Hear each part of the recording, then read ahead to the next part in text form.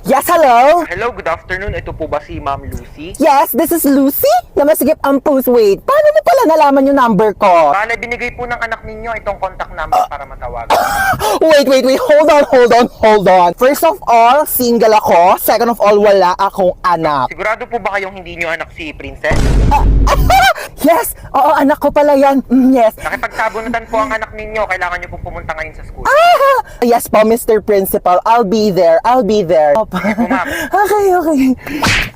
Hello po, Mr. Principal. Good afternoon. Good afternoon din po. Okay, so bale kayo po yung mother ni- Single mom. Okay po. Opo. Single mother Yeah, po. Yes. So, ano po nangyari? Bale nakipagsabunutan po yung anak ninyo sa kabilang section. Ay, talaga? Sino nanalo? Don't tell me, nagpatalo ka. Ma'am, excuse po.